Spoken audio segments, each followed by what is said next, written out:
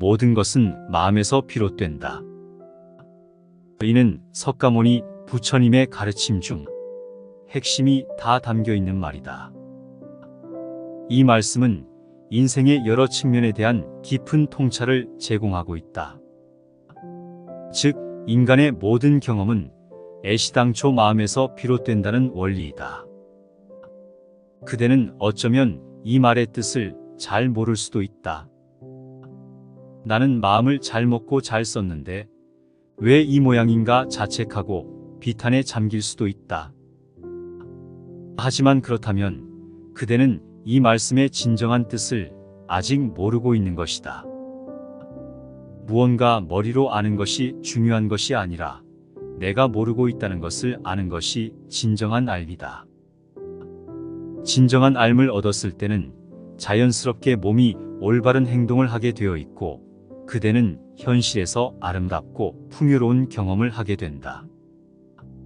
다시 말하지만 부처님은 마음이 모든 행동과 경험의 원천이라고 설하셨다. 우리의 행동, 감정, 사고, 의지는 모두 내면의 마음에서 비롯되며 그 마음의 상태가 우리가 모르는 사이에 우리의 삶을 조직하고 완벽하게 지배한다는 것이다. 모든 것은 마음에서 비롯된다는 것은 또한 내면과 외부의 관계를 나타내고 있다. 우리는 외부의 현실이 우리의 삶을 지배하고 어떻게 해서든 간에 그것을 내 입맛에 맞도록 바꾸고 싶어 한다. 하지만 그것은 헛된 노력으로 돌아가고야 만다. 굳이 이런 말을 하지 않아도 그대는 잘 알고 있을 것이다. 단 1분만 생각해보면 그것은 자명하다. 그대는 혹시 그대가 외부의 현실을 바꾸고자 했을 때 바뀐 적이 있는가? 물론 있을 것이다. 하지만 그것은 열에 하나도 안 될 것이다. 대부분이 실패했을 것이다. 하지만 어리석은 인간은 그 한 번의 성공을 철석같이 믿고 다음에 또 그런 일이 생길 것이라고 생각한다. 하지만 10번 중에 한 번 성공한 일은 그냥 가만히 놔두어도 성공했을 일이지 그대가 바꾸려고 애써서 바뀐 것이 아니다. 그냥 동전을 10번만 던져도 한 번은 내가 원하는 면이 나오는 것과 같은 것이다. 오히려 내가 바꾸려고 애를 썼기 때문에 5번 성공했을 일이 그저 한 번의 성공으로 끝나버린 것이라는 사실을 알아야 한다. 따라서 우리는 외부의 현실을 억지로 바꾸려고 하지 말아야 한다. 바꾸어야 할 것은 나 하나밖에 없다. 그대가 그대의 마음 상태를 잘 관리하고 잘 다룰 수 있게 되면 그대 내면에 평화와 안정이 찾아오고 그러면 자연히 이 세상과 그대의 삶은 함께 아름다워지는 것이다. 이를 위하여 그대는 고요히 앉거나 누워서 자기 자신을 돌아보는 시간을 반드시 가져야 한다. 그것이 성찰이다. 고요히 자신을 들여다보며 관찰하는 것이다. 그리고 자기 자신과 깊이 대화해보라. 지금 나의 마음을 괴롭게 하는 것은 과연 무엇인가? 나는 왜 이렇게 이 일에 대하여 이토록 신경을 많이 쓰고 있는가? 이유는 간단하다. 그대는 그대의 욕심을 채우려고 하기 때문이다. 이 답이 나오지 않는다면 그 대화는 아직 더 깊어져야 한다. 진정으로 자기 자신과의 대화가 잘 되었다면 그대는 반드시 마음의 평화를 얻게 될 것이다. 그렇게 되지 않는 것은 불가능하다. 석가모니 부처님께서 말씀하셨다. 고통은 우리의 선생님이다. 이 말씀은 우리의 삶에서 어려움과 고통이 우리에게 얼마나 소중한 의미와 가치를 지니고 있는지에 대한 말씀이다. 우선 이 말씀은 인간에게 있어 고통이란 결코 피할 수 없는 것임을 선언하고 있다. 그대는 그대보다 더 잘 살고, 더 잘나고, 더 멋있고 아름다운 사람을 부러워하거나 시기 질투할 수 있다. 물론 그것이 인간이다. 하지만 이것을 알아야 한다. 이 세상의 모든 사람은 그 높낮이에 관계없이 일생을 거치는 동안 같은 정도와 수준의 고통을 겪게 되어 있다. 잘 살고 잘났다고 고통을 덜 겪는 것이 아니라는 것이다. 즉, 고통이란 각자에게 서로 다른 얼굴로 모습을 나타낼 뿐 나타나는 것은 똑같다는 것이다. 그렇다면 그대가 할 일은 이제 하나뿐이다. 그것을 받아들이는 것이다. 그것을 부정하지 않는 것이다. 그것과 싸워 이기려고 하지 않는 것이다. 오히려 나에게 경험되는 고통을 스승으로 삼아 소중한 것들을 배워야 한다. 우리가 고통을 싫어하고 그것에 이기기 위하여 싸울 때는 결코 소중한 것을 배울 수 없다. 스승과 싸우면서 어떻게 스승으로부터 소중한 진리를 배울 수 있단 말인가? 하지만 그대가 고통을 인정하고 배우려는 마음가짐을 내어버리면 고통이라는 스승은 내가 그동안 몰랐던 놀라운 진리들을 그대에게 가르쳐 줄 것이다. 그리고 그러한 진리는 그대를 더욱 크고 깊고 넓은 인간으로 성장시켜 줄 것이다. 이처럼 그대가 고통을 받아들이려는 마음을 내게 되면 어떤 어려운 상황에서도 그것을 능히 해결할 수 있는 무한한 힘을 가지게 될 것이다. 이로써 그대는 그대 자신의 한계를 깨고 내면의 강함과 용기를 친구 삼아 이 세상과 조우할 수 있게 된다. 그러니 지금 당장 고통을 거부하거나 저항하는 마음을 내려놓아라. 고통에 대한 거부나 저항은 그대의 고통을 10배, 100배 더욱 강화시키기만 할 것이다. 지금 당장 그것이 와닿지 않을 수도 있다. 하지만 시간이 지나면 알게 된다. 그러니 지난 일들 중에서 괴로웠던 일을 하나 생각해 보라.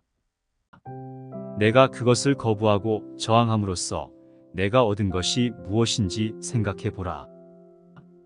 오히려 그렇게 거부하고 저항함으로써 그대는 많은 것을 잃기만 했다는 것을 알게 될 것이다.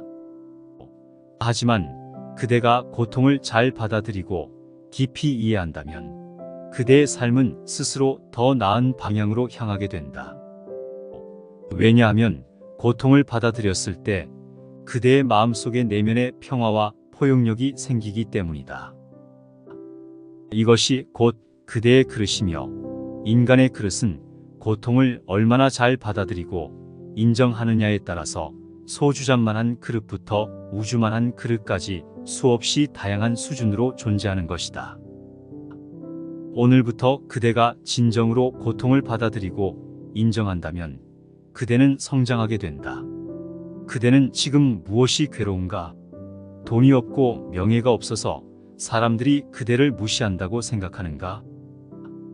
외모가 못나서 원하는 이성이나 친구에게 사랑받지 못한다고 생각하는가? 몸이 아파서 원하는 일을 하지 못한다고 생각하는가? 그래서 괴롭고 고통스러운가? 그렇다면 그것을 지금 당장 인정하라.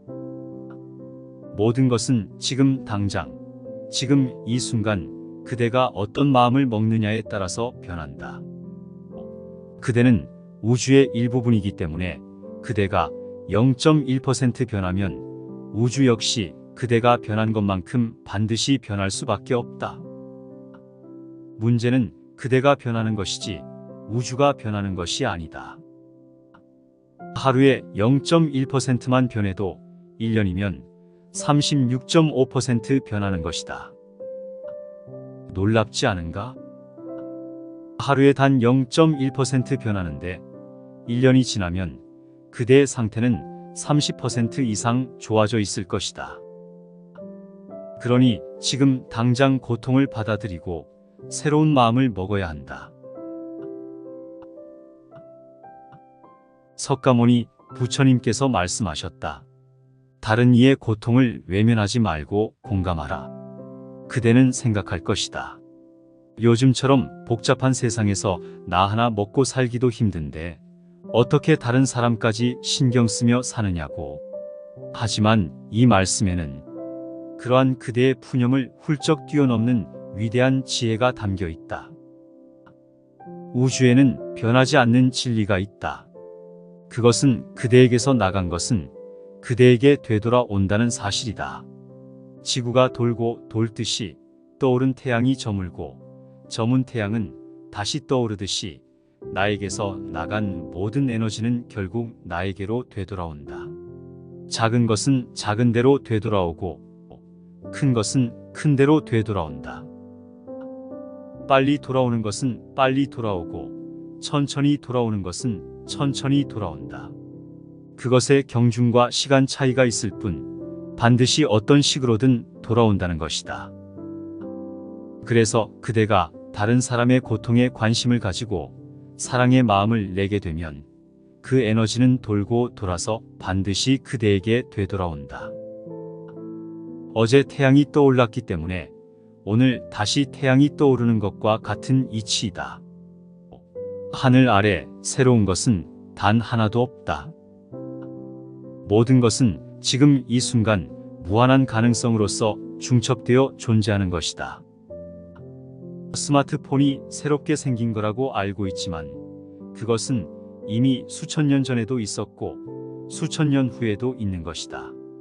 모든 것은 잠재적 가능성의 상태로 지금 이 순간 존재하기 때문에 그대가 타인의 고통을 이해하고 공감하고 사랑의 마음을 내게 되면 그대의 마음 속에는 사랑이 거하게 되고 그것은 반복되게 되어 있다.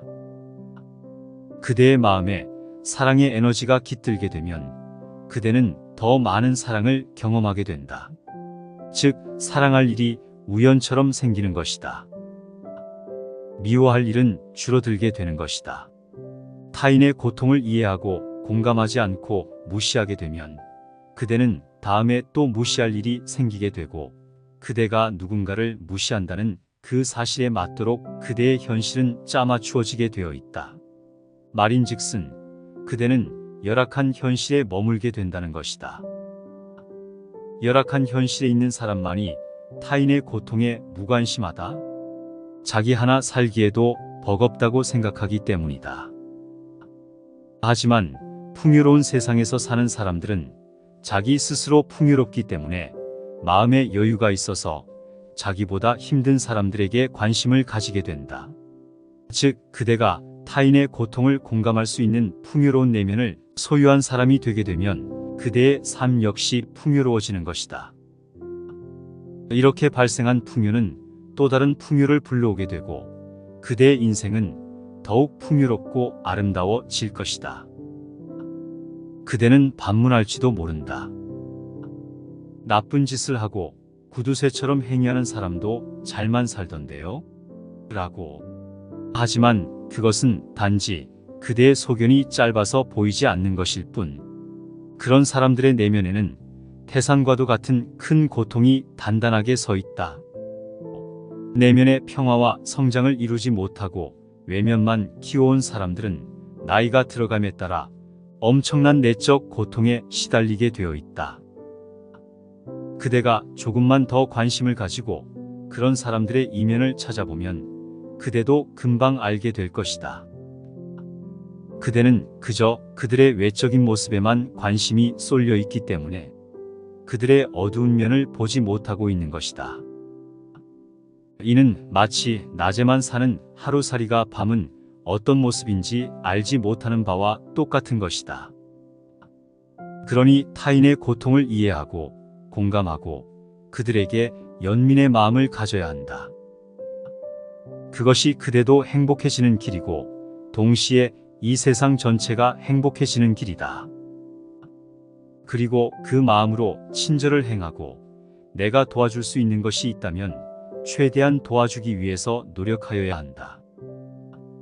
그렇다고 무리해서 도와주라는 말은 결코 아니다.